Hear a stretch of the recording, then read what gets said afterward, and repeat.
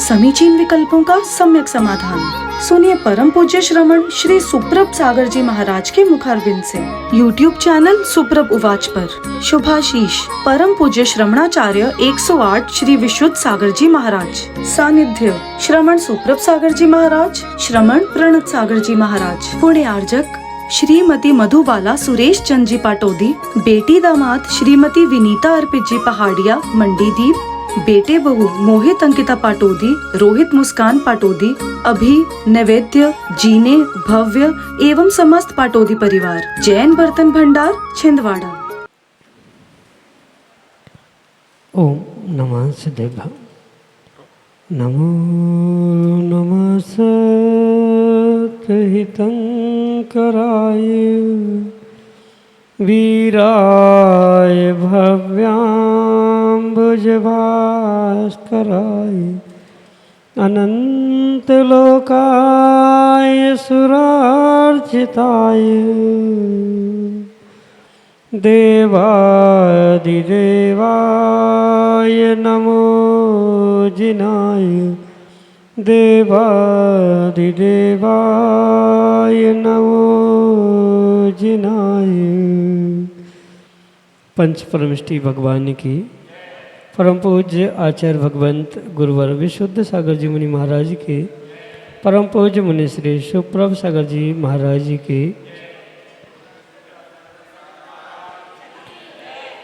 तीर्थंकर भगवंतों की वह वाणी जो हमें हमारे ही मन के विकल्प के रूप में उन तक पहुँची और उन्होंने अपने वाणी से हमारे मन के विकल्पों का सम्यक समाधान प्रदान किया।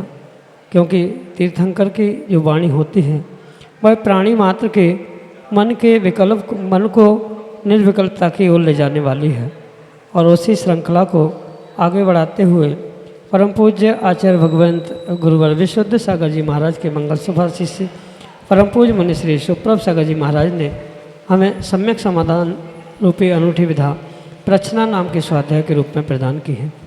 तो इस प्रचना नाम के स्वाध्याय में आप भी अपने मन का विकल्प समीचीन विकल्प के रूप में भेज सकते हैं और उसका सम्यक समाधान आगम के परिप्रेक्ष्य में परम पूज्य मुनि श्री से प्राप्त करके निश्चित ही कल्याण का पथ प्रशस्त कर सकते हैं। प्रारंभ करते हैं आज का सम्यक समाधान और आज के पहले विकल्प के लिए चिरगांव झांसी उत्तर प्रदेश से सागर जैन महाराज श्री के चरणों में बारंबार नमोस्तु निवेदित करते हुए अपना समीचीन प्रश्न कराएं कि महाराज जी जो लोग पैर में हाथ में गले में काले या लाल रंग के धागे पहनते हैं तो क्या यह उचित है? ऐसे में कोई हिंसा का दोष लगता है? हमारे समीचीन विकल्प का सम्यक समाधान करने की अनुकंपा करें। नमोस्तु महाराज जी, नमोस्तु। ओम नमः सिद्धम। परम पूज्य आचार्य भगवान गुरुवर विशुद्ध सागर जी महाराज की परम पूज्य मुनि श्री सुप्रभ सागर जी महाराज जी की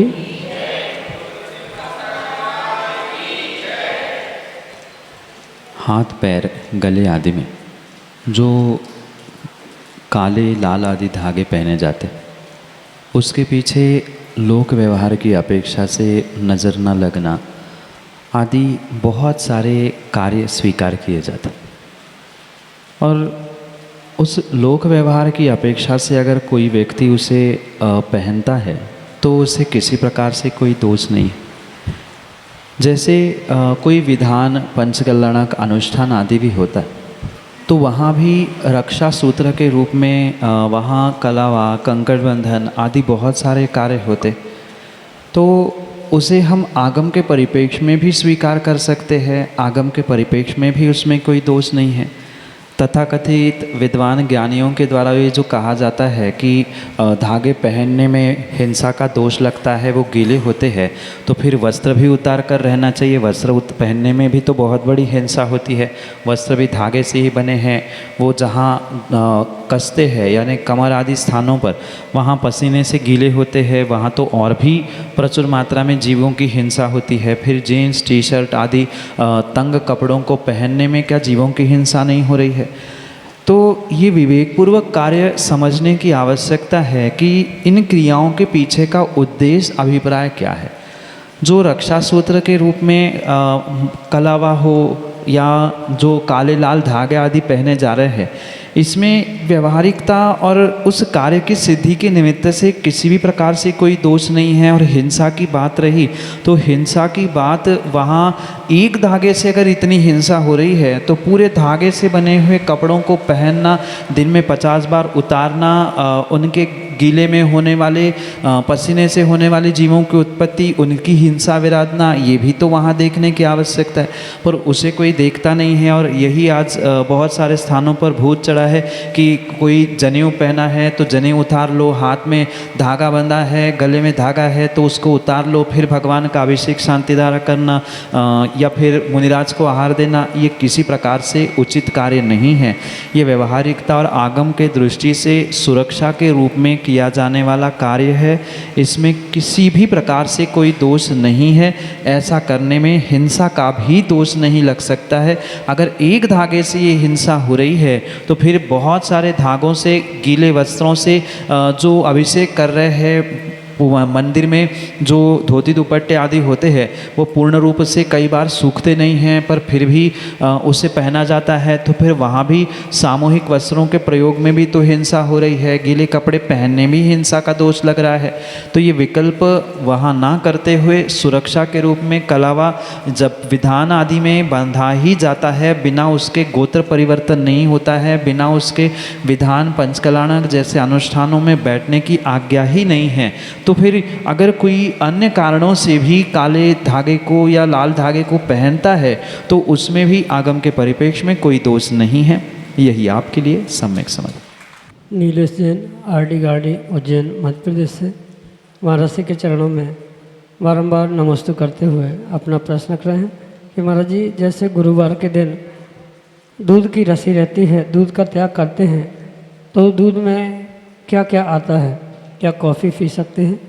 हमारे समीचीन विकल्प का सम्यक समाधान करने की अनुकंपा करें। नमोस्तु महाराज जी, नमोस्तु। जिस दिन जिस रस का त्याग रसी के नियम में किया जाता है, उस दिन उस रस का पूर्ण रूप से त्याग ही स्वीकार किया जाता है। जैसे दूध के रसी के दिन दूध का जो त्याग किया जाता है, वहाँ दूध मतलब मात्र दूध पीने का ही त्याग नहीं, अपितु दूध से बनी हुई सभी सामग्री का त्याग होता है। अन्यथा जीव यही सोचता है कि दूध का त्याग है तो हम चाय कॉफ़ी ले सकते हैं, पेड़ा बर्फ़ी आदि बनाकर खा सकते हैं, तो ये किसी प्रकार से उचित नहीं है। मात्र अगर दूध का त्याग किया है, मतलब सामान्य रूप से दूध पीने का त्याग किया है, तो आप अन्य पदार्थ ले सकते हैं, उसमें कोई दोष नहीं है। पर रसी के निमित्त से आपने रस का त्याग किया है, दूध रस का त्याग किया है, तो दूध रस के त्याग में दूध से बनी हुई प्रत्येक सामग्री, चाहे पेड़ा, बर्फ़ी, खीर, रबड़ी, मावा आदि अन्य कोई भी दूध से बने हुए पदार्थ क्यों ना हो, चाय कॉफ़ी भी क्यों ना हो, तो उनका सेवन करना उचित नहीं है, उसका भी उसमें त्याग होता है। दूध के त्याग के दिन में जबकि छाछ ली जा सकती है, दही ली जा सकती है, क्योंकि दही से, छाछ से पुनः दूध नहीं बनती है, पर मावा, रबड़ी आदि ये दूध की ही पर्याय है, इसलिए उनका सेवन करना उचित नहीं है। जैसे चाय कॉफ़ी भी है, भले ही कहने के लिए दूध उबालकर उस दूसरी पर्याय में पहुंच गया है, पर फिर भी चाय कॉफ़ी भी रसी के दिन, मतलब दूध रस का त्याग है तो नहीं ले सकते हैं। पर मात्र दूध का किसी का त्याग है कि हम आज दूध पीने का त्याग करते हैं, तो मात्र दूध का त्याग हो सकता है, बनी सामग्री चाय कॉफ़ी आदि लेने में दोष नहीं है। पर पुनः ध्यान रखें, रसी के रूप में अगर दूध रस का त्याग किया है तो दूध और दूध से बनी हुई प्रत्येक सामग्री का त्याग होता है। घी ले सकते हैं, दही ले सकते हैं, छाछ ले सकते हैं, क्योंकि ये गोरस तो है पर दूध रस नहीं है, इसलिए चाय कॉफ़ी आदि रसी के दिन ग्रहण करना, पी लेना उचित नहीं है। यही आपके लिए सम्यक समझ। सिद्धक्षेत्र आहार जी, टीकमगढ़, मध्य प्रदेश से बीरा जैन महाराज जी के चरणों में बारंबार नमोस्तु निवेदित करते हुए अपना समीचीन प्रश्न रख रहे हैं कि महाराज जी, आपने कहा था कि अपने शरीर के हाथ पैर आदि में चित्र नहीं बनवाने चाहिए, उसमें दोष लगता है, तो क्या दोष लगता है उसे बनवाने में? हमारे समीचीन विकल्प का सम्यक समाधान करने की हम कंपा करें।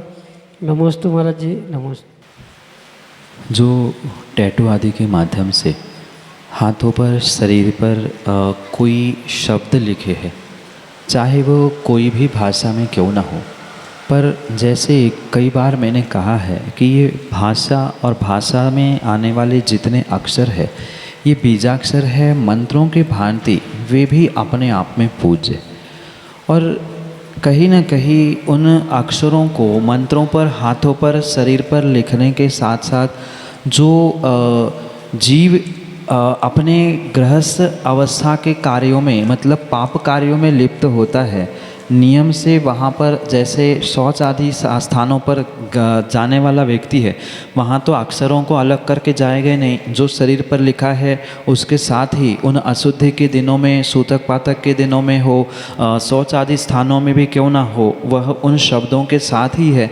तो नियम से उसके लिए ज्ञानावरणी, दर्शनावरणी जैसे महान कर्मों का आश्रय वहाँ पर हो रहा है, क्योंकि किसी भी बीजाक्षर का अभिनय करना ये ज्ञानावरणी, दर्शनावरणी कर्म के लिए निमित्त बनता है। चाहे उन बीजाक्षरों पे पैर रखो, चाहे अन्य किसी प्रकार से उन बीजाक्षरों की वर्णमाला के किसी भी अक्षर का अभिनय करो, पूर्ण रूप से वह सदोष के रूप से कर्माश्रव यानी पापाश्रव करने के लिए ही निमित्त बनता है। रही बात दूसरी, जो चित्र भी बनते हैं आजकल, तो चित्रों में अगर कोई पूजनीय, सम्माननीय के चित्र आपने हाथों पर, शरीर पर बनाए हैं, वहाँ भी स्वाभाविक सी बात है कि वे अशुद्ध स्थानों पर ले जाना या अशुद्धि के दिनों में उसे अपने शरीर पर धारण करना, ये भी पूर्ण रूप से दर्शनावरणी, ज्ञानावरणी कर्मों के साथ साथ अंतराय कर्म का जो साधु की या किसी गुरु परमात्मा की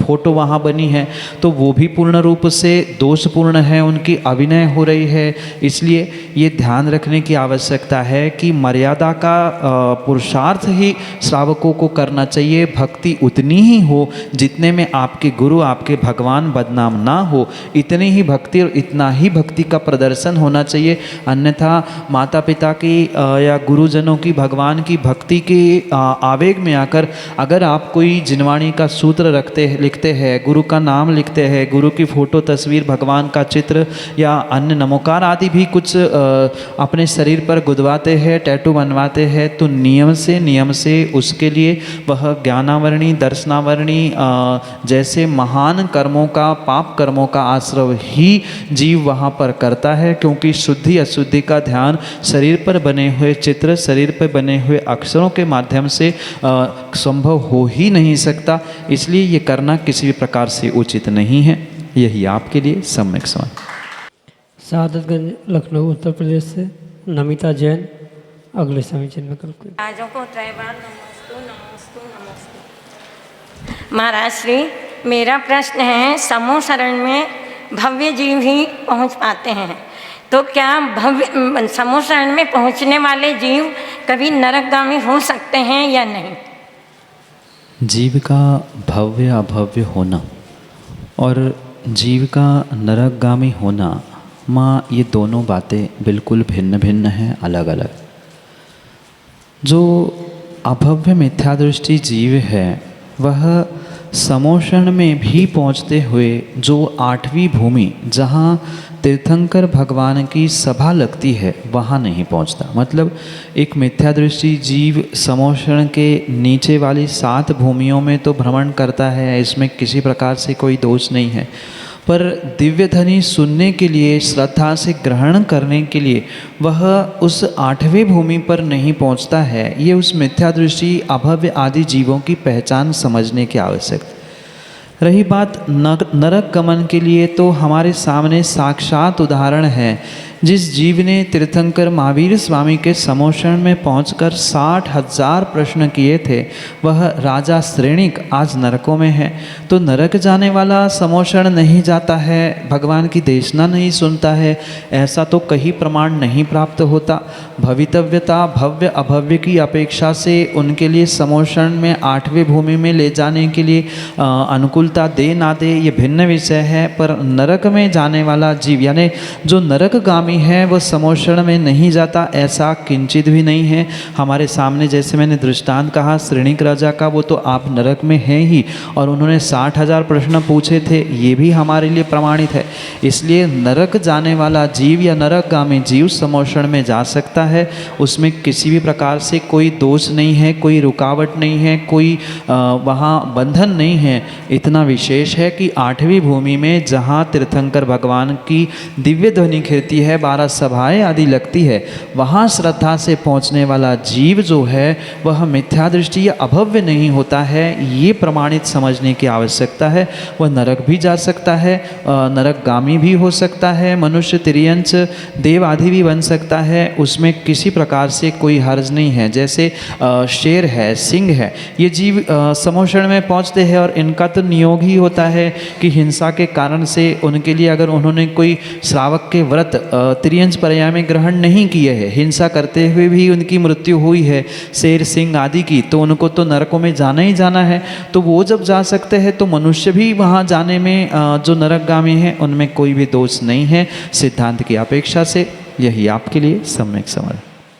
कमल कुमार जैन राव का सादतगंज लखनऊ उत्तर प्रदेश से अगली समीक्षा मैं त्रैवार नमोस्तु नमोस्तु नमोस्तु।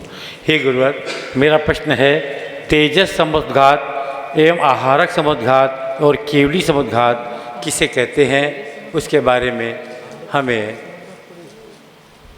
बताने की कृपा करें।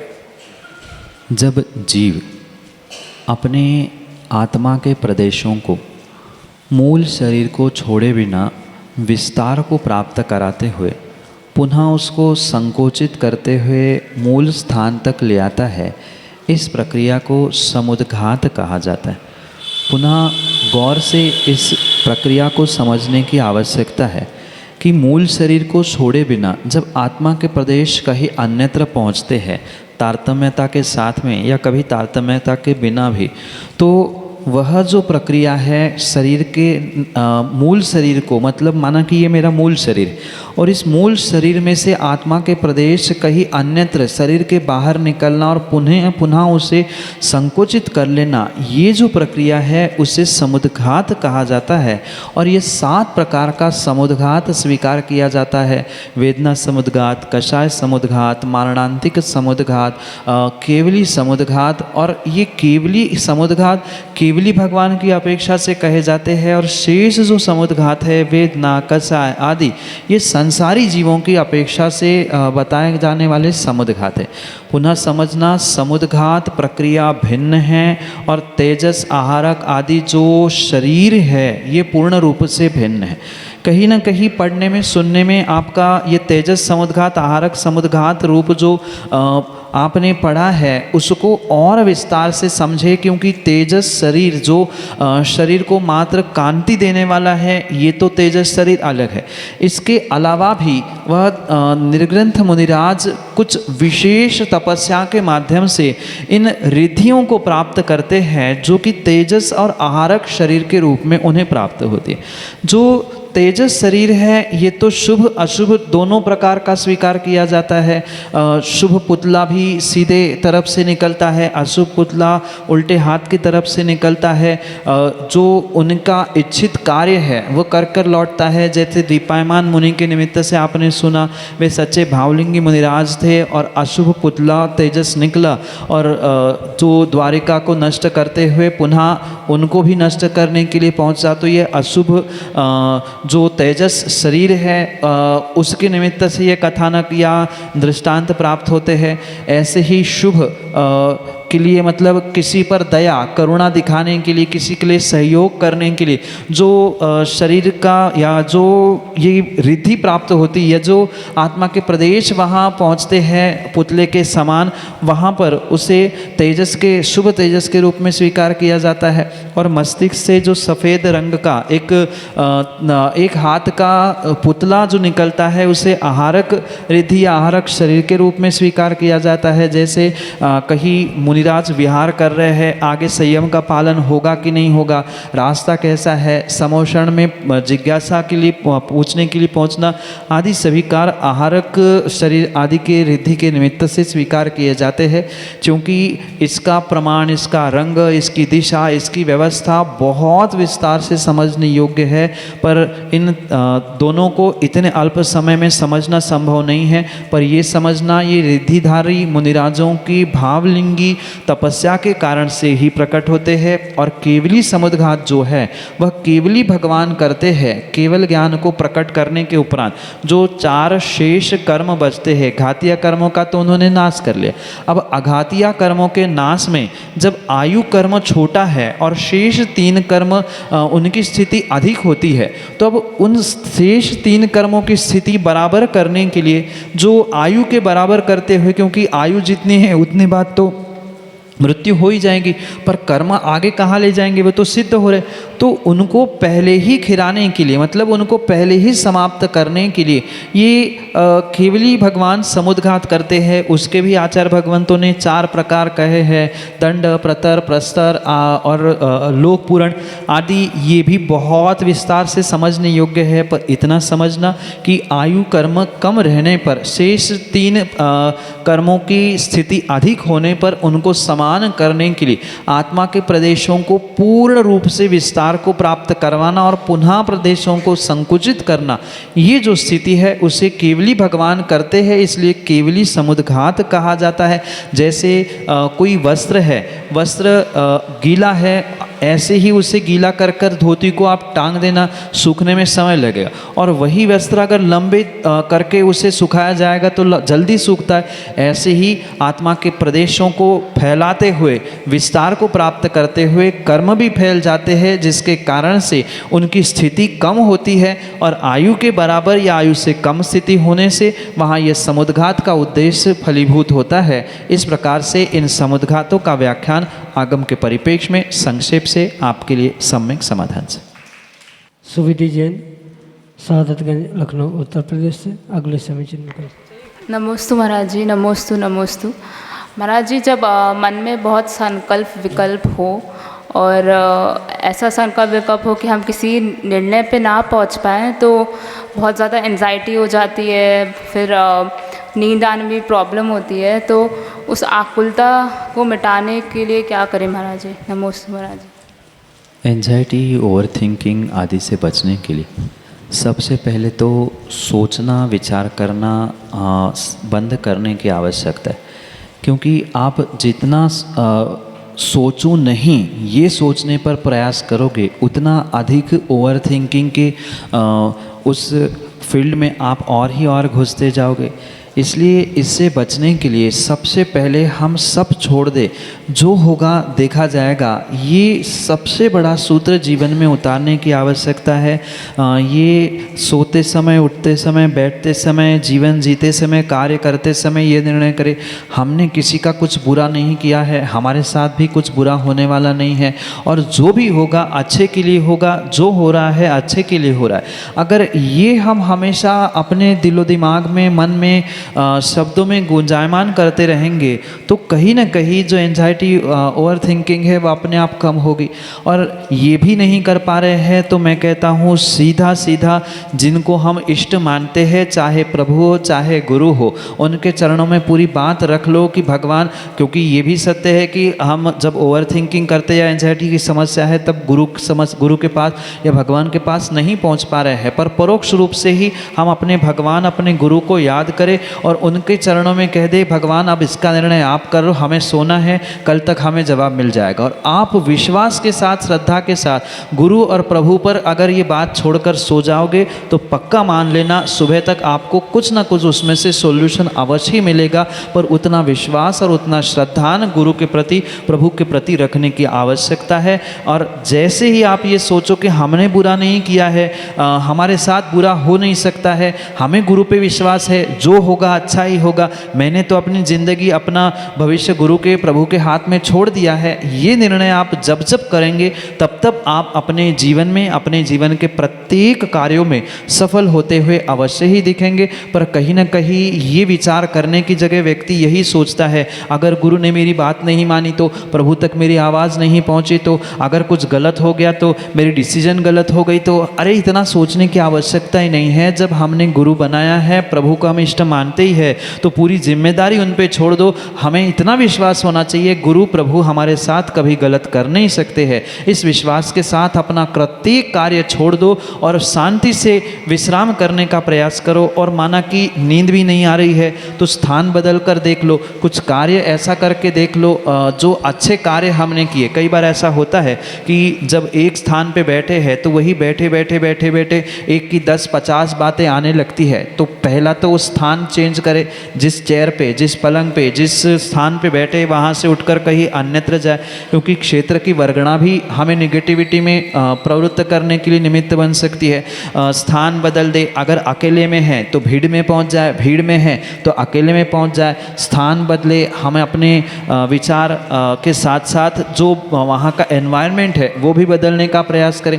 जैसे बहुत सारे ऐसे कार्य होते हैं जो हमने जीवन में बहुत इंतुजियाज्म से और बहुत उत्सुकता से किए होते हैं, तो वो धार्मिक कार्यों को याद करें। और धार्मिक कार्य भी नहीं याद आ रहे हैं तो मित्रों के साथ, दोस्तों के साथ जो हमने एंजॉय करते हुए समय बिताया है उनको याद करें। जो हमारी अच्छी अच्छी पुरानी फ़ोटो है जिसमें हम खिलखिलाते हुए या एंजॉय करते हुए दिखते हैं, उनको कई बार पुनः पुनः देखने का प्रयास करें। इससे जो हमारी चिंतन की धारा है, विचारों की धारा है, उसमें कहीं ना कहीं ब्रेक होगा। और जैसे ये एक बार ये विचार हमारा ब्रेक हो जाएगा, अपने आप ओवर थिंकिंग और एंजाइटी बंद होके आप जीवन में, जीवन के प्रत्येक कार्यों में सफल होंगे। इसलिए गुरु प्रभु पर विश्वास करते हुए हमने बुरा नहीं किया है, जो होगा अच्छा होगा। गुरु पर और प्रभु पर विश्वास करते हुए उन पर छोड़ दे, सब कुछ अच्छा ही होगा। यही आपके लिए समीचीन विकल्पों का सम्यक समाधान। सुनिए परम पूज्य श्रमण श्री सुप्रभ सागर जी महाराज के मुखारबिंद से YouTube चैनल सुप्रभ उवाच पर शुभाशीष परम पूज्य श्रमणाचार्य 108 श्री विशुद्ध सागर जी महाराज। सानिध्य श्रमण सुप्रभ सागर जी महाराज, श्रमण प्रणत सागर जी महाराज। पुण्य आर्जक श्रीमती मधुबाला सुरेश चंद जी पाटोदी, बेटी दामाद श्रीमती विनीता अर्पित जी पहाड़िया मंडीदीप, बेटे बहू मोहित अंकिता पाटोदी, रोहित मुस्कान पाटोदी, अभी नैवेद्य जीने भव्य एवं समस्त पाटोदी परिवार। जैन बर्तन भंडार छिंदवाड़ा।